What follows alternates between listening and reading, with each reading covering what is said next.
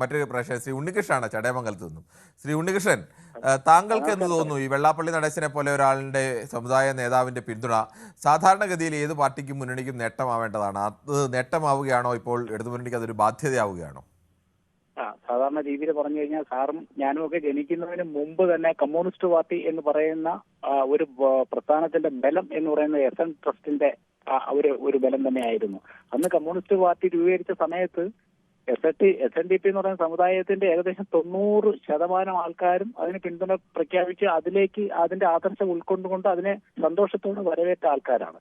പ്രത്യേകിച്ച് കേരളത്തിലെ ആലപ്പുഴ ജില്ല ഇന്നും അന്നും ശരിക്കും പറഞ്ഞു കഴിഞ്ഞാൽ എസ്.എൻ. ട്രസ്റ്റിന്റെ തീരുമാനത്തിനനുസരിച്ച് നീങ്ങുന്നതാണ്. അതുകൊണ്ട് സമുദായ സംഘടനകളെ നമ്മളങ്ങ് തള്ളിക്കളയാൻ.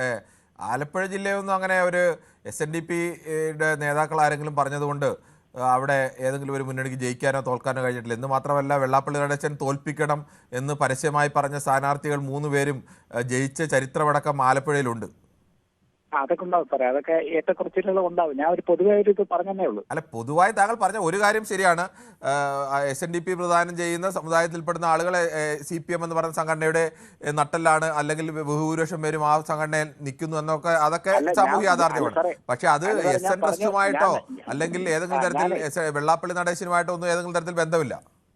ഇല്ല സാറേ, ഞാനങ്ങ് പറഞ്ഞുകൊണ്ട് വരുന്ന അതാണ്. അന്ന് വെള്ളാപ്പള്ളി നടേശൻ ഇല്ല. അന്ന് എന്റെ തൊട്ട് മുമ്പ് സംസാരിക്കാനൊക്കെയുള്ള പ്രഗത്ഭരായ നേതാക്കന്മാരായിരുന്നു, ജനങ്ങൾ അംഗീകരിക്കുന്ന ബഹുമാനിക്കുന്ന ആൾക്കാരായിരുന്നു ആ ട്രസ്റ്റിലുള്ളതും. അതിനുശേഷം വന്ന കാലഘട്ടത്തിലേക്കാണ് ഇതിങ്ങനെ ആകെ പ്രശ്നങ്ങളായി. അപ്പോഴുള്ള സൗകര്യങ്ങൾക്ക് വേണ്ടി ഈ സമുദായ നേതാക്കന്മാർ അവരുടെ കുടുംബക്കാരെ അവരുടെ ബന്ധുക്കളെയൊക്കെ സർവീസിൽ കയറ്റാനും അവരുടെ കാര്യങ്ങൾ നടത്താനും വേണ്ടി ഈ നിൽക്കുന്ന ഒരു സിസ്റ്റം അതിനുശേഷമാണ് ഉണ്ടായത്. പിന്നെ വെള്ളാപ്പള്ളി നടേശൻ ഒരു ബാധ്യതയായോ? അതല്ലേ സാറിന്റെ ഇന്നത്തെ ചോദ്യം? അതെ. ഹലോ, ആ ചോദ്യത്തിന് മറുപടി എന്ന് പറഞ്ഞു കഴിഞ്ഞാൽ ബാധ്യത ആയി കഴിഞ്ഞു.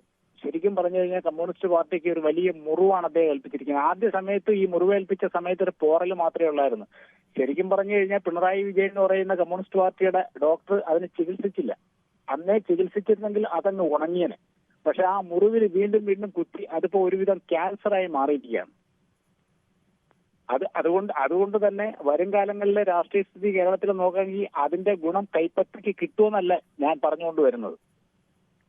ശരിക്കും പറഞ്ഞാൽ BDJS ഇല്ലെങ്കിലും BJPക്ക് പ്രശ്നമില്ല എന്നുള്ളൊരു രീതി ആയിക്കഴിഞ്ഞിരിക്കുകയാണ് കേരളത്തിൽ. വേറൊന്നുമല്ല, ഈ BJP ആയിട്ട് സഹകരിച്ചുകൊണ്ടിരുന്ന പല BDJS ആൾക്കാരും ഇപ്പം BDJS ഇതിൽ നിന്ന് പിൻവലിച്ചു പോയാൽ ഇതിൽ നിന്ന് പോവാത്ത രീതിയിൽ ഏകദേശം പകുതിയിൽ കൂടുതൽ 90% കാവി കളറായി മാറിയിരിക്കുകയാണ് ഇവരുമായിട്ട് സഹകരിച്ചാണ്. അതുകൊണ്ട് ഏറ്റവും പ്രധാനം BJPക്ക് നൽകിയ ഏറ്റവും വലിയൊരു സംഭാവന എന്ന് പറയുന്നത്, വളർച്ചയിൽ നൽകിയ ഏറ്റവും നിർണായകമായ ഘടകം BDJS ആണെന്ന് പറയാനുള്ള റീസണും അത് തന്നെയാണ്.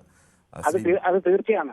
അതവർ പോകാതെ നിൽക്കണമെന്നാണ് എന്റെ അഭിപ്രായം. അങ്ങനെ നിന്ന് കഴിഞ്ഞാൽ കേരളത്തിൽ ഇപ്പോഴത്തെ രാഷ്ട്രീയ സ്ഥിതി അനുസരിച്ച് നമ്മൾ പറയുന്ന കണക്കല്ല, ശക്തമായൊരു ത്രികോണ മത്സരം, പകുതിയിൽ കൂടുതൽ സീറ്റുകളിൽ 150 സീറ്റിൽ പകുതിയിലെങ്കിലും ശക്തമായ ത്രികോണ മത്സരം ഉണ്ടാകുകയും നാളെ സമയത്ത് ഇലക്ഷന്റെ റിസൾട്ട് വരുമ്പോഴത്തേക്ക് നമുക്കൊന്നും വയ്യാത്ത രീതിയിൽ ചില പഞ്ചായത്തുകൾ ഇപ്പോൾ ആകെ ശ്വാസം മുട്ടുന്ന രീതിയിൽ നമ്മുടെ അസംബ്ലി ശ്വാസം മുട്ടാൻ സാധ്യതയുണ്ട്.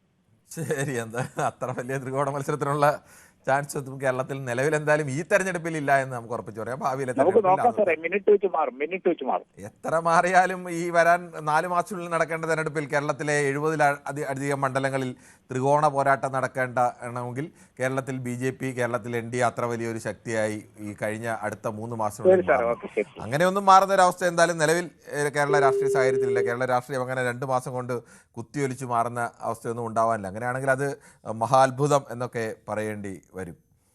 ശ്രീ ബൈജു ആണ് കൊല്ലത്ത് നിന്നും. ശ്രീ ബൈജു, താങ്കൾ എങ്ങനെയാണ് കാണുന്നത്? വെള്ളാപ്പള്ളി നടേശനെ പോലെ ഒരാളുടെ പിന്തുണ യഥാർത്ഥത്തിൽ CPM-ന് നിരന്തരം ബാധ്യതയായി മാറുകയാണോ? ബാധ്യത തന്നെയാണ്. പിന്നെ ഒരു കാര്യം ഒന്ന് പറഞ്ഞോട്ടെ. പറഞ്ഞു. അദ്ദേഹം ഈ മലപ്പുറത്ത് പോയിട്ട് അദ്ദേഹത്തിന് വിദ്യാഭ്യാസ സ്ഥാപനങ്ങൾ കുറവാണെന്ന് സംസാരിച്ചു. അതേപോലെ ഇതിനു മുമ്പേ പാലായി പോയും ഇങ്ങനെ പ്രസംഗിച്ചു. അദ്ദേഹം പാലായിൽ വിദ്യാഭ്യാസ സ്ഥാപനങ്ങൾ കുറവാണെന്ന്. കഴിഞ്ഞ 30 വർഷമായിട്ട് അദ്ദേഹം വെള്ളാപ്പള്ളി നടേശൻ SNDP യോഗത്തിന് ജനറൽ സെക്രട്ടറി ആയിട്ടിരിക്കുക. വിദ്യാഭ്യാസ സ്ഥാപനം കിട്ടാത്തതിന്റെ അദ്ദേഹത്തിന്റെ കഴിവേട് കൊണ്ടാണ്. തീർച്ചയായും അദ്ദേഹത്തിന്റെ കഴിവേട് കൊണ്ടാണ് അദ്ദേഹത്തിന് വിദ്യാഭ്യാസ സ്ഥാപനങ്ങൾ കിട്ടാത്തത്. ഇങ്ങനെ ന്യൂനപക്ഷങ്ങൾ കൂടുതൽ താമസിക്കുന്ന സ്ഥലത്ത് പോയി ഇങ്ങനെ സ്ഥിരം പ്രസംഗിക്കുന്ന പതിവാണ്. മുമ്പേ പാലായിലും പ്രസംഗിച്ചിട്ടുണ്ട്. നിങ്ങളെ ശ്രദ്ധയിൽപ്പെട്ടിട്ടുണ്ടോ? ഹലോ, കേൾക്കാം, പറഞ്ഞോളൂ താങ്കൾ. ഇങ്ങനെ പാലായിലും പ്രസംഗിച്ചിട്ടുണ്ട്. അപ്പം കഴിഞ്ഞ 10 വർഷമായിട്ട് പിണറായിയാണ് ഭരിക്കുന്നത്. പിണറായിയാണ് വിദ്യാഭ്യാസ സ്ഥാനങ്ങൾ അനുവാദം കൊടുക്കേണ്ടത്. അതിനുമുമ്പേ നയനാർ ഭരിച്ചപ്പോഴും അദ്ദേഹം SNDPയുടെ ജനറൽ സെക്രട്ടറി ആയിരുന്നു. അച്യുതാനന്ദൻ ഭരിച്ചപ്പോഴും 5 കൊല്ലം ജനറൽ സെക്രട്ടറി ആയിരുന്നു. അവരൊക്കെയായിരുന്നു കൊടുക്കേണ്ടത്. അവരുടെ കയ്യിൽ നിന്നാണ് നേടിയെടുക്കേണ്ടത്. അദ്ദേഹത്തിന്റെ കഴിവ് കൊണ്ട് നേടിയെടുത്തില്ല. അല്ലെ, വിദ്യാഭ്യാസ സ്ഥാപനങ്ങൾ നേടിയെടുത്തിട്ട് അദ്ദേഹത്തിന് എന്തോ ചെയ്യാനാ? ഇപ്പൊ കുട്ടികളെല്ലാം കുറഞ്ഞു വരുവാ. വിദ്യാഭ്യാസ എയ്ഡഡ് സ്കൂളിൽ നിന്ന് 500 അധ്യാപകരെ പിരിച്ചു കൊടുക്കുന്നു. കോളേജിൽ വിദ്യാർത്ഥികളില്ല. വിദ്യാഭ്യാസ സ്ഥാപനങ്ങൾ നേടുന്ന എന്തിനാ? മാനേജ്മെന്റ് വഴി നിയമനങ്ങൾ നടത്താനില്ലേ? ഈ മാനേജ്മെന്റ് വഴി നിയമനങ്ങൾ നടത്തുമ്പോൾ അതിൽ കിട്ടുന്ന ഇത് എസ്എൻ ട്രസ്റ്റിലാണോ അടയ്ക്കുന്നത്? നിങ്ങൾക്ക് പറയാമോ? എസ്എൻ ട്രസ്റ്റിന്റെ അക്കൗണ്ടിലേക്കാണോ പോകുന്നത്, അതോ അദ്ദേഹത്തിന്റെ സ്വന്തം അക്കൗണ്ടിലേക്കാണോ പോകുന്നത്? ഇത് ശരിയായി എല്ലാവരും നിരീക്ഷിക്കേണ്ട കാര്യമാണ്.